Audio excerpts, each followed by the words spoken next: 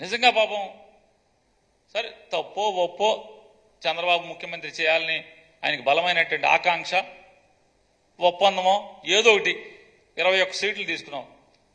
21 సీట్లు ఎవరిని పెట్టాలి? ఎవరిని పెట్టాలి?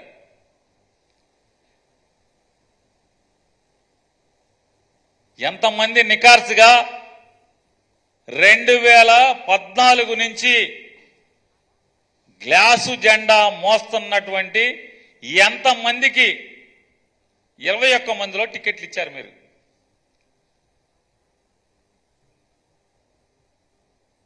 ఎవడాళ్ళు బెల్ట 21 వాటా పంచుకున్నటువంటి 21 సీట్లలో ఎవడాళ్ళు?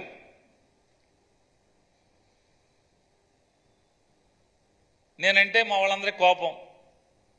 ఇటు పేరు నాని గారు జగన్ వెనకాల తిరుగుతూ ఉంటాడు, ఊరికే మా వాడిని ఏదో మాట్లాడుతూ ఉంటాడు. ఇది ఎంత మీకు బాధ వేయట్లేదా? నిజంగా ఎవడొకడు ఇప్పుడు 175 సీట్లు జగన్మోహన్ రెడ్డి గారు ఇచ్చాడు. 175 సీట్లలో ఖచ్చితంగా 150 సీట్లు జెండా మోసేవాడికే ఇచ్చాడు కదా. ఎక్కడ ఎవరు వీళ్ళందరూ ఇదో షామ్యానా కంపెనీ లాగా తెలుగుదేశం వాడో ఆడో ఈడో వైఎస్ఆర్ కాంగ్రెస్ పార్టీ నుంచి వచ్చిన వాళ్ళు వాళ్ళే. నిజంగా అసలు నీ తప్పో ఒప్పో గెలవని బాగుండి అరే మన జెండా మోస్తున్నవాడికి టిక్కెట్లు అయ్యి 21లో 175లో కక్కుర్తిగా 21 తీసుకోవటం ఏంటి? మళ్ళీ ఆ 21లో కూడా అంత తెలుగుదేశం వాళ్ళనే టికెట్లు ఇవ్వటం ఏంటి? దాని బదులు మన వాళ్ళు ఏదో ఒకటి మామూలుగా ఎరగొట్టేసినట్టుగా పాపం హరిరామ్ జోగి గారు చాలా మంది బాధపడుతున్నట్టుగా ఒక 75 సీట్లు తీసుకుని మొత్తం టీడీపీ వాళ్ళు నుంచో పెడితే సరిపోయేది కదా.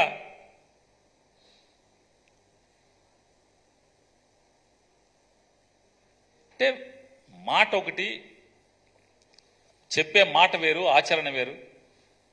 ఇవన్నీ కూడా విలువలు లేనటువంటి రాజకీయాలు. వీళ్ళ పొత్తులు కేవలం అధికారం కోసమే వీళ్ళ జెండాలు కలిసి ప్రయాణం తప్పితే ఒక లక్ష్యం కోసం కాదు. వాలంటీర్లని నేను తిట్టినోళ్ళు ఇవాళ కూడా అదే స్టాండ్లో ఉండాలి కదా. ఎందుకు స్టాండ్ మారుస్తున్నారు? ఎందుకు స్టాండ్ మారుస్తున్నారు వాలంటీర్ల మీద? ఎలక్షన్ కమిషన్కి మీరే భారతీయ జనతా పార్టీ అధ్యక్షురాలతో మీ నిమ్మగడ్డ రమేష్తో పిటిషన్లు ఇప్పిస్తారు మీరే. ఇవాళ ఎవడి రమేష్ ఎందుకు వచ్చింది ఆర్డరు? వాలంటీర్లు తీసేయటం ఏంటి?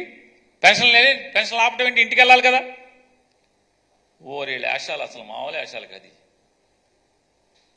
వాలంటీర్ల వ్యవస్థను ఆపేయమని చెప్పి ఇవాళంట మొత్తం ప్రభుత్వంలో ఉన్నటువంటి ఉద్యోగస్తులందరితో ఇంటికి పంపించేయండి.